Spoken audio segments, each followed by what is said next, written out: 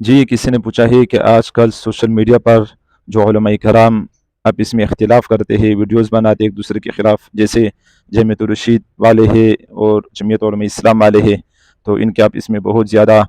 تکرار ہوتی ہے، بہت زیادہ ایک دوسرے کے خلاف باتیں کرتے ہیں، اور بعض کارکنان پھر بہت ہی بدتمیزی والے پوسٹ کرتے ہیں۔ آپ کی اس کے بارے میں کیا رائے ہے؟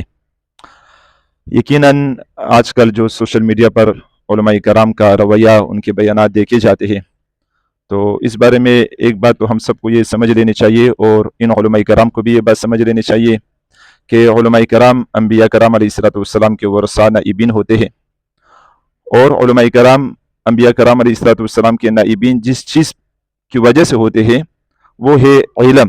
کہ قرآن اور سنت کا علم انبیاء کرام علیہ الصلوۃ والسلام کو اللہ تعالی نے دیا، تو یہ انبیاء کرام علیہ الصلوۃ والسلام بھی ان کے نائب بنے علم کی وجہ سے، تو علماء کرام کی ذمہ داری ہوتی ہے کہ اس علم کو عوام تک صحیح طرح پہنچائے، عوام کی صحیح رہنمائی کرے۔ اسی طرح انبیاء کرام علیہ الصلوۃ والسلام کی ذمہ داری ہوتی تھی کہ معاشرے کی اصلاح کرے، اسی طرح علماء کرام کی بھی ذمہ داری ہوتی ہے کہ معاشرے کی اصلاح کرنے کی پوری کوشش کرے۔ اسی طرح انبیاء کرام علیہ الصلوۃ والسلام کی ذمہ داری ہوتی تھی کہ اللہ تعالیٰ کے احکامات کو پوری دنیا میں نافذ کرے، اسی طرح انبیاء کرام علیہ الصلوۃ والسلام کی بھی یہ ذمہ داری ہوتی ہے کہ اللہ تعالیٰ کے احکامات کو پوری دنیا میں نافذ کرے۔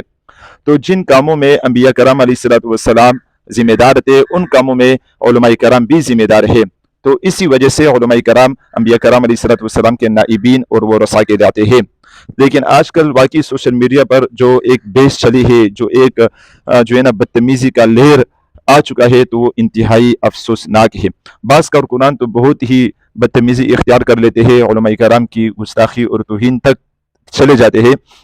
تو سب سے پہلے ہمیں یہ سوچنا چاہیے کہ علماء کرام کو اپنے کام پر مکمل توجہ دینے چاہیے۔ قرآن کریم میں اللہ تعالیٰ فرماتے ہیں وَاعْتَصِمُوا بِحَبْلِ اللَّهِ جَمِيعًا وَلَا تَفَرَّقُوا،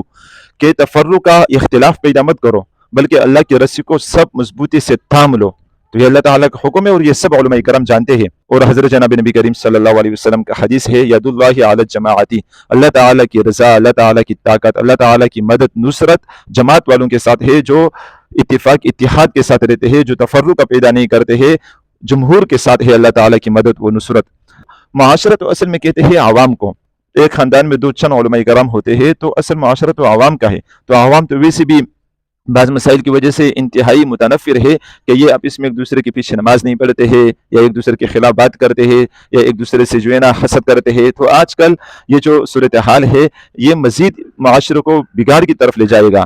اور یقیناً یہ جو آج کل ایک دوسرے کے خلاف بات کرتے ہیں، جیسے جامعۃ الرشید والے، جمعیت والے ہیں، یا کوئی اور ہے، یہ وہ اختلاف نہیں ہے جو حدیث مبارکہ کی روح سے جو فقہاء کرام نے ذکر کیا ہے کہ اختلاف العلماء رحمت، کہ علماء کرام کے اختلاف رحمت ہے، مجتہدین کے اختلاف جو ہوتا ہے، جو صحیح حق پر ہو اس کو دو نیکیاں ملتی ہے، جو خطا پر ہو اس کو بھی ایک نیکی ملتی ہے، یہ وہ اختلاف نہیں ہے، یہ فتنہ فساد والا اختلاف ہے، اس سے تو معاشرے میں بگاڑ پیدا ہوتا ہے۔ تو لہٰذا یہ اس اختلاف کو وہ اختلاف نہ سمجھے کہ بھائی علماء کرام کے آپس میں اختلافات ہوتے رہتے ہیں اور دونوں کو ثواب ملے گا، یہ معاشرے میں فساد کا ذریعہ بنتا ہے۔ تو لہٰذا اس اختلاف سے خود کو بچائے اور مل جل کر ان مسائل کو حل کرے۔ اور ہم سب کو چاہیے کہ ہم سب سوچے کہ سب سے بڑا جو دینی مدارس کا بورڈ ہے وفاق المدارس العربیہ پاکستان، یہ ہمارے اکابرین نے بنایا ہوا ہے اور سالوں سال سے چل رہا ہے، اور موجودہ زمانے میں اس بورڈ کے جو صدر ہے شیخ الاسلام حضرت مولانا مفتی محمد تقی عثمانی صاحب ہے، جو پوری دنیا میں سب سے بہترین عالم دین، مفتی، متقی، پرہیزگار شخصیت ہے۔ تو ایسے اعلیٰ ترین شخصیت کے ماتحت اگر ہم کام کریں